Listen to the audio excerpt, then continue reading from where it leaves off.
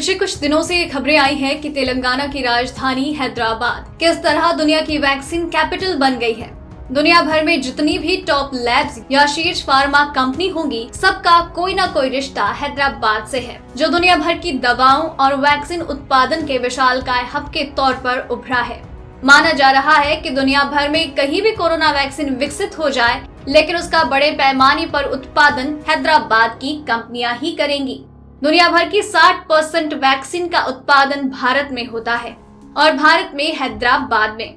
वैसे तो तेलंगाना और आंध्र प्रदेश में 2500 से ज्यादा फार्मा कंपनीज हैं, लेकिन उनमें सबसे बड़ी और शीर्ष कंपनियां हैदराबाद में हैं, जो रिसर्च एंड डेवलपमेंट से लेकर क्लिनिकल ट्रायल और बड़े पैमाने पर उत्पादन में सक्रिय है। हैदराबाद की टॉप फार्मा कंपनी की बड़े पैमाने की उत्पादन क्षमता का लोहा विदेशी कंपनियां भी मानती हैं। इसीलिए कोरोना वैक्सीन विकसित करने में लगी हुई दुनिया की तकरीबन सभी कंपनियों ने उसके प्रोडक्शन के लिए हैदराबाद की कंपनीज से बातचीत की है। माना जा रहा है कि रूस में विकसित हुई कोरोना वैक्सीन स्पुतनिक वी का उत्पादन भी यहाँ की कोई कंपनी शुरू करने वाली है। ये कहा जा रहा है कि दुनिया भर में जहाँ कहीं भी कोई भी वैक्सीन विकसित की जा रही हो, तो उसकी सारी प्रक्रिया में किसी न किसी भूमिका में हैदराबाद जरूर है। साथ ही हैदराबाद की कुछ कंपनियां खुद की अपनी वैक्सीन विकसित करने की दौड़ में भी है। अगर आप हैदराबाद जाए तो आपके वहां हर कोने में अपने कर्मचारियों लाने ले जाने वाली उन बड़ी फार्मा कंपनियों की बसें भी दिख जाएंगी, जो हैदराबाद के बाहरी इलाकों में फैली हुई है। ये सभी कंपनियां आमतौर पर ऊंचे मकानों और गुणवत्ता वाली उत्पादन क्षमता से लैस है।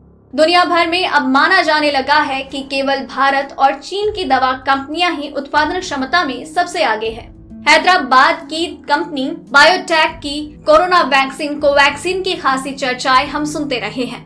ये वैक्सीन ट्रायल चरण में है। इसका उत्पादन खुद भारत बायोटेक करेगी। जॉनसन एंड जॉनसन एरी 6 कोरोना 2 तो फ्लूजस कोरोफ्लू बनाने की तैयारी में है। इन सभी के साथ हैदराबाद की कंपनियों के डोज उत्पादन के टाई अप है। सनोफी अगर 2021 के पहले हाफ तक वैक्सीन बना देती है, तो उसका उत्पादन हैदराबाद की सांता बायोटेक्निक्स में होगा। सांता का अधिग्रहण सनोफी ने 2009 में किया था।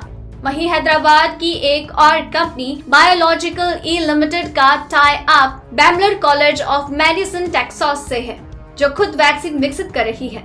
उसका उत्पादन भी यही होगा। अगर आपको ये रिपोर्ट पसंद आई तो इसे लाइक और शेयर करें। साथ ही अपने व्यूज हमें कमेंट करके जरूर बताएं। डेली ट्रेंडिंग न्यूज की रिपोर्ट सब्सक्राइब करें हमारा चैनल ऐसी ही लेटेस्ट और इंटरेस्टिंग न्यूज के लिए।